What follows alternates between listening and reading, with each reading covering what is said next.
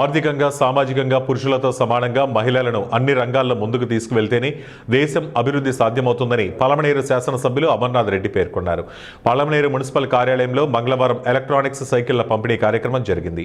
ఈ కార్యక్రమానికి ముఖ్య అతిథిగా హాజరైన ఆయన మాట్లాడుతూ మహిళల అభివృద్ధికి కూటమి ప్రభుత్వం కట్టుబడి ఉందన్నారు. అందులో భాగంగానే మహిళలకు ఉచిత బస్సు ప్రయాణం, ఏడాదికి 3 గ్యాస్ సిలిండర్లు అందిస్తున్నామన్నారు. దీంతో పాటు ప్రతి మహిళ ఒక పారిశ్రామికవేత్తగా ఎదగాలన్నదే నేడు చంద్రబాబు లక్ష్యంగా పెట్టుకుని విరివిగా రుణాలు సైతం అందిస్తున్నారన్నారు. కాబట్టి మహిళలు సామాజిక, ఆర్థిక, రాజకీయ మరియు విద్యా రంగాలలో పురుషులకు ధీటుగా రాణించాలని ఆయన సూచించారు. మహిళలు పురుషులతో సమానంగా ఆర్థిక పరిపుష్టి సాధించినప్పుడే రాష్ట్ర, దేశ అభివృద్ధి సాధ్యమవుతుందన్నారు.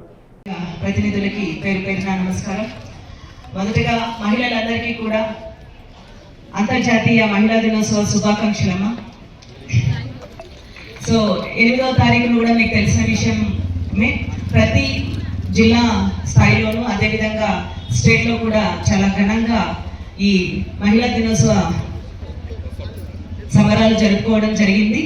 సో అన్నని అడిగితే కొద్దిగా అసెంబ్లీ ఉండింది కాబట్టి కొంచెం లేట్ అయినా కూడా మన ముందుకి తొందరగానే వచ్చారు.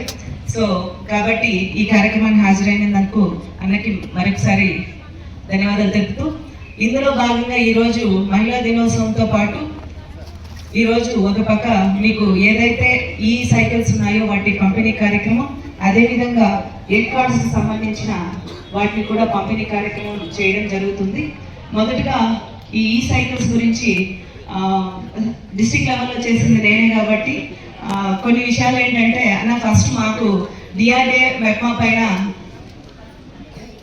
కలెక్టర్ గారు, అదేవిధంగా కడాపీడి గారు, మీరందరూ కూడా నమ్మకం పెట్టి మాకు ఈ బృహత్తరమైన కార్యక్రమాన్ని మా భుజస్కంధాల పైన పెట్టారు.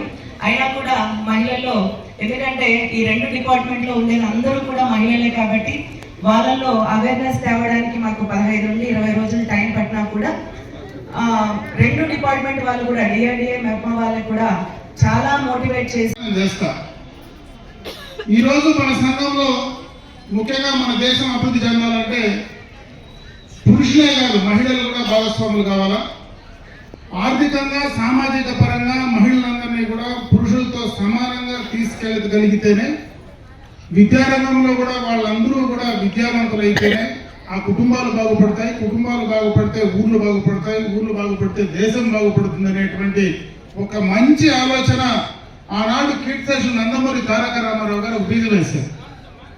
ఆ బీజం వేసిన తర్వాత చంద్రబాబు నాయుడు గారు మొట్టమొదటి ముఖ్యమంత్రి అయిన తర్వాత ముఖ్యంగా ఆర్థికంగా మహిళలందరూ కూడా ముందుకు తీసుకెళ్లాలంటే వాళ్ళందరినీ సంఘంగా ఏర్పాటు చేసి, పొదుపు అలవాటు చేసి, బ్యాంకుల నుంచి వాళ్ళకు రుణాలు ఇప్పించి వాళ్ళను కూడా ఆర్థికంగా ముందుకు తీసుకురావాలనేటువంటి ఒక మంచి కార్యక్రమానికి ఆనాడు మొట్టమొదట 1990 దశకంలో దానికి శ్రీకారం చుట్టారు.